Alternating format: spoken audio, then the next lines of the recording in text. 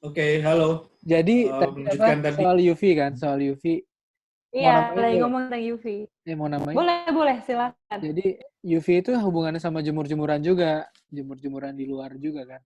Oh, iya. Ya, aku hubungin nggak apa-apa ya. Jadi emang ada ini ya mutagen istilahnya. Aku soalnya mendalami kanker. Ini relate banget. Soalnya kanker itu kan karena mutasi gen. Mutasi gen itu karena kerusakan gen kan. Kerusakan gen terus jadi dia ngebenerin diri jadi mutasi. Ringkasnya begitu. Gen yang sering lihat double helix itu. Pernah lihat kan?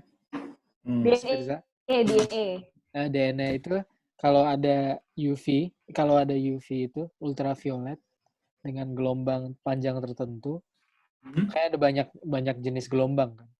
Itu bakal ngerusak di DNA, ngemutus gitu loh. Nah, kalau UV dari misalnya ada manusia kepapar UV, yang pertama kena itu ya permukaan tubuh kan. Kulit ya. Kulit. Jadi kelainan-kelainan kulit bisa jadi penuaan dini atau apa kanker misalnya itu paling banyak disebabkan oleh UV. Itu sangat terbukti secara ilmiah gitu. Ya, jadi kenapa ada tabir surya, kenapa ada ini? Karena UV itu patologis itu menyebabkan sakit. Nah, seperti itu ya. Nah, hubungannya dengan tadi bilik UV dan mereka biasanya pakai UVC ya, ya, yang warna UVC itu ada 3 tipe kan ABC, nah mereka ini pakainya yang C. Terus yang buat vitamin D itu UVB, ya kan? UVB yang ada di dari matahari pas kondisi-kondisi tertentu, bukan jam ya, please. Ini aku mau benerin, nambahin lagi kalau jam 10 adalah ini adalah UVB terbaik. Itu adalah UVB terbaik kan kita yang beredar di masyarakat seperti itu kan, fix jam 10 harus setengah jam atau berapapun lah itu. Iya. Itu kan 10 minimal 10 menit. 10 menit sampai padahal dari banyak referensi itu setiap tempat itu sangat beda kan. Tergantung posisi Indonesia di mana, Indonesianya ada di mana gitu. Lagi bintang barat, bintang timur. Tingkat awannya itu ketebalan di mana, macam-macam itu. Iya. Aplikasi yang bisa ngelihat itu ada kan gitu ya. Apa UV index atau itu bisa banget diulik. Jadi soal jemuran itu bukan 100% salah, tapi bukan satu-satunya bukan satu itu aja gitu. Harus ada hal lain. Bukan satu faktor besar ya. Iya, dan jadi bukan faktor besar nggak? Enggak lah, physical distancing kalau untuk tujuannya. Oh iya itu ya. Iya, itu tetap paling nomor 1. Iya. Tesis kita itu harus ngomongin ini pandemic talks itu ya ngomonginnya itu kan. Kalau ngomongin hal lain terserah mau jemur kayak mau apa terserah gitu kan. Tapi itu jadi salah kaprah di mana orang sekarang jadi hobi berjemur jam 10 TED gitu. Bahkan orang yang di kantor, di dinas-dinas kesehatan, dinas apalah pemerintahan itu suruh masuk kantor tapi jam 10 suruh keluar setengah jam di luar gitu. Itu kan konyol kan. Itu ada beneran, kamu bisa search sendiri lah itu. Dan tentara ada sopir-sopir sebelum berangkat itu jam 10 suruh berjemur dulu nggak pakai baju dan dikasih vitamin gitu. Dikasih vitamin yang lain-lain. Iya. Itu kan kayak, tapi pas jemuran malah jaraknya 1 meter ya. Iya itu dia. Jadi kayak yang lain. Nah harusnya kan mereka nggak usah kerja dong. Paling bener. Ya misalnya itu. Tapi legitimasi di pembenarannya kerja harus, tapi gimana caranya berjemur. Kalau dijemur virusnya hilang gitu ya. Virusnya hilang ya. Itu ini yang harus sampaikan itu ya. Hal-hal yang dilewatin gitu sebagai prasyarat. Jadi sebenarnya kalau soal berjemur bukan hoax 100%, tapi harus dilengkapi dengan pengetahuan dan tindakan-tindakan lain. Terus balik lagi ke UV yang dipakai untuk bilik UV, sepaham saya, ini aku aja ya. Nggak apa-apa ya Mut ya?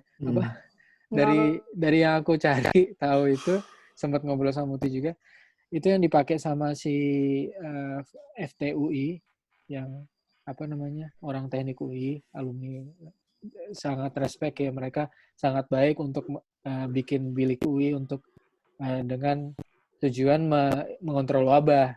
Visi misinya udah bener, tapi aku nggak bisa source informasi bahwa itu udah dianggap aman sama badan-badan khusus di Indonesia ya. Misalnya kalau bilik UI itu harus dilegitimasi sama siapa sih, nggak tahu juga ya. Sama BPOM atau kenapa di BPOM Indonesia bukan deh. nggak ada yang itu sih? kayak safety levelnya apa, fungsi levelnya apa, harus Iya. quality controlnya Iya. tuh harus ada sampai situ. Tiba-tiba ada produk ini, tiba-tiba ada kalung sakti, tiba-tiba ada Iya, bilik dan UV, klaimnya tiba-tiba jadi ada satu arah kan, nggak ada peer. iya. Jadi itu sangat bisa harmful buat orang. Hmm. Siapa yang jamin gitu? Siapa yang jamin keamanannya? Soalnya emang di Nature Medicine, jurnal terbarunya yang ngomongin ada yang namanya VAR UVC. Jadi gelombangnya dimodifikasi, diturunin lagi panjang gelombangnya. Jadi 222 nano ini satuannya ya. Aku lupa. NM. Ya. Dia jauh lebih spesifik ini ya. Jauh lebih spesifik. Kalau UVC biasa spektrumnya besar. Jadi dia bisa langsung apa sih namanya, panjang wavelength-nya itu lumayan besar. Nah, kalau VAR UVC ini baru ditemuin tahun 2018 kemarin, dia tuh lebih pendek. Jadi spesifik. Cuma ngebunuh, bisa menghancurkan DNA mikroorganisme aja gitu. Tapi nggak bahaya buat manusia.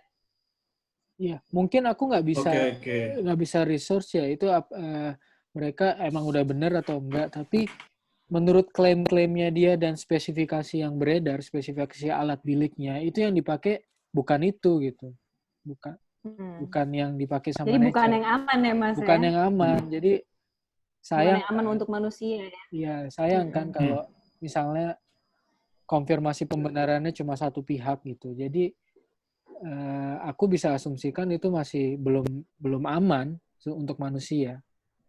Bilik UV atau UV lainnya, apalagi yang dibikin sama badan penelitian di UI itu pun belum bisa dikatakan, apalagi yang dibikin random sama yang jual-jual di Tokped, yang jual.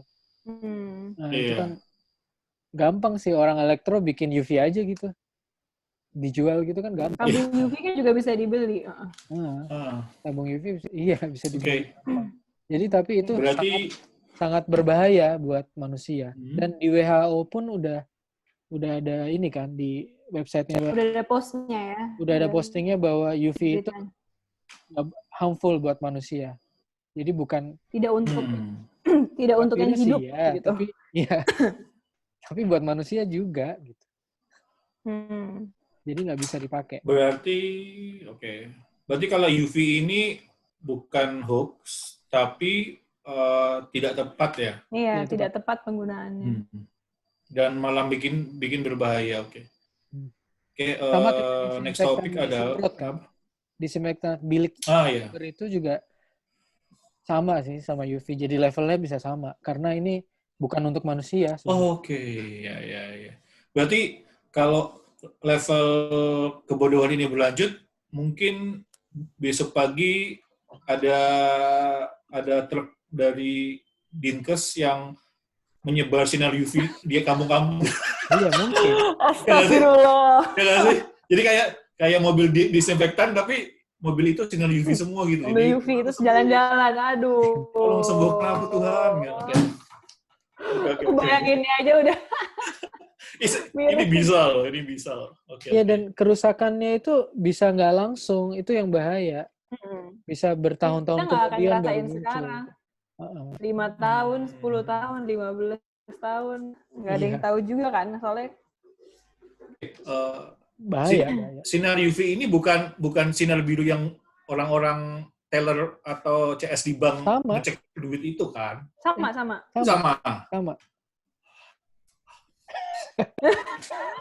Okay. Jadi memang sebenarnya lampu ini justru dicarinya. Justru aku sering iseng-iseng lihat perang netizen tentang UV ini malah anggap itu beda. Oh, nggak beda. Itu tuh neon ini, itu sama ya. Oke. Next topik adalah Jadi kita selesaikan dulu yang non konspirasi, habis itu ke konspirasi. Setelah itu berjemur udah. Oke.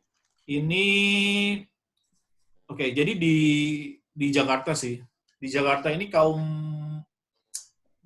middle up, selebgram artis itu lagi sering mengkampanyekan pakai face shield. Jadi kayak kayak topeng las, tapi Plastik topengnya itu transparan dari plastik. Jadi lagi mulai nge-hype donasi face shield ke daerah-daerah gitu loh.